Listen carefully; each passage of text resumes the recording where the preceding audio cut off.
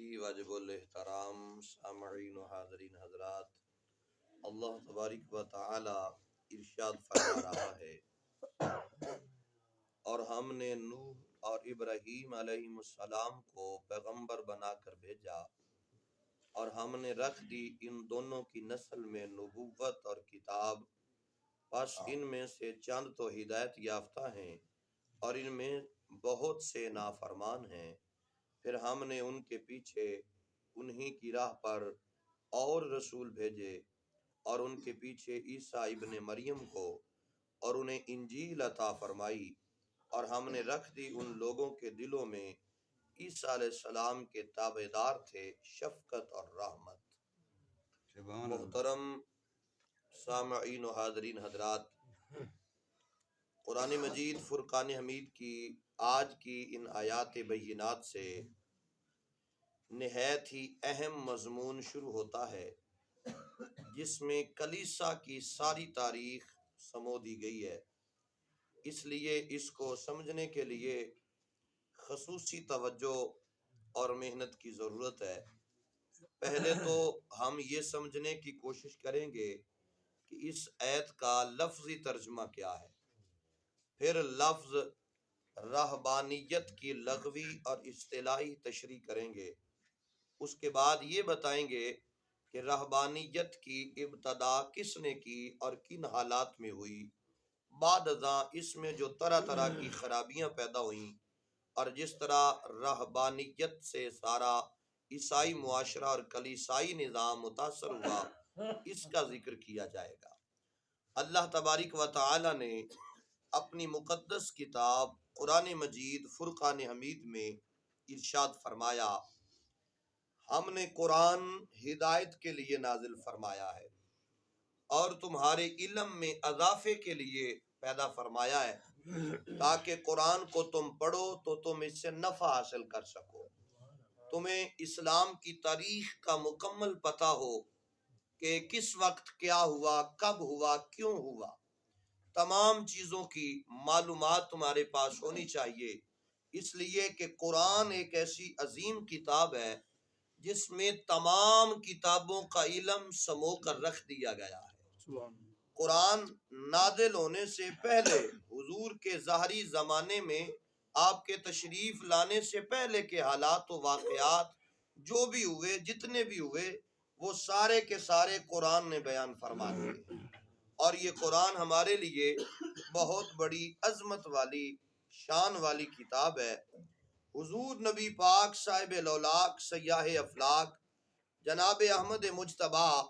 حضرت محمد مصطفیٰ صلی اللہ تعالی علیہ وآلہ وسلم کے غلام ہو، حضرت ابن مسعود رضی اللہ تعالی عنہ کہتے ہیں کہ میں گدھے پر نبی کریم علیہ الصلوۃ والسلام کے پیچھے سوار تھا۔ حضور نے فرمایا، اے ام عبد کے فرزند، کیا تم جانتے ہو کہ بنی اسرائیل نے رہبانیت کو کہاں سے اختیار کیا؟ میں نے عرض کیا، اللہ اور اس کا رسول ہی بہتر جانتے ہیں۔ حضور نے فرمایا کہ عیسیٰ علیہ السلام کے بعد بنی اسرائیل پر جابر لوگ غالب آ گئے اور انہوں نے فسق و فجور کا بازار گرم کر دیا۔ اہل ایمان نے غیرت ایمانی سے ان کے خلاف جہاد کیا، ان کے ساتھ جنگ کی، لیکن 3 مرتبہ انہیں شکست ہوئی اور صرف چند لوگ زندہ بچے۔ انہوں نے لوگوں کو آپس میں کہا کہ اگر ہم نے پھر ان کے ساتھ لڑائی کریں گے تو وہ ہم سب کو فنا کر کے رکھ دیں گے، اور ایک شخص بھی ایسا نہیں بچے گا جو دین حق کی طرف لوگوں کو بلائے۔ انہوں نے مشورہ کیا کہ ہم زمین میں منتشر ہو جاتے ہیں، یہاں تک کہ وہ نبی مکرم تشریف لائے جس کی آمد کا وعدہ عیسیٰ علیہ السلام نے کیا تھا۔ یہ بات حضرت ابن مسعود رضی اللہ تعالی عنہ سرکار علیہ السلام کے پاس ہیں، اور نبی پاک علیہ السلام کے متعلق حضرت ابن مسعود کہتے ہیں کہ حضور نبی پاک کے پیچھے میں گدھے پر سوار تھا تو حضور نے میرے ساتھ یہ بات ارشاد فرمائی۔ اب ہوا کیا کہ وہ انتظار کرنے لگے کہ حضرت عیسیٰ علیہ السلام نے جس رسول کی بعثت اور میلاد کا وعدہ کیا ہے وہ رسول جب تک نہیں آ جاتا ہم منتشر ہو جاتے ہیں، بکھر جاتے ہیں، کوئی ادھر چلا جائے، کوئی ادھر چلا جائے، کوئی مشرق، کوئی مغرب، کوئی شمال، کوئی جنوب، بکھر جائیں۔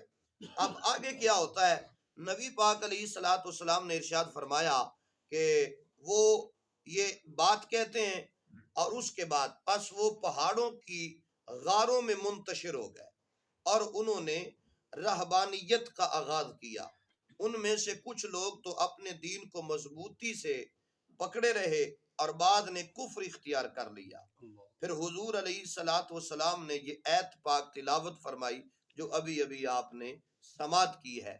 اس طرح اللہ کے بندے اپنے دین اور ایمان کو بچانے کے لیے جنگلوں اور پہاڑوں میں جا کر فروکش ہو گئے اور اپنی ساری زندگی عبادت اور ریاضت میں بسر کر دی۔ اس تمام معاملات میں اللہ تبارک و تعالیٰ کی صرف اور صرف وہ خوشنودی حاصل کرنا چاہتے تھے،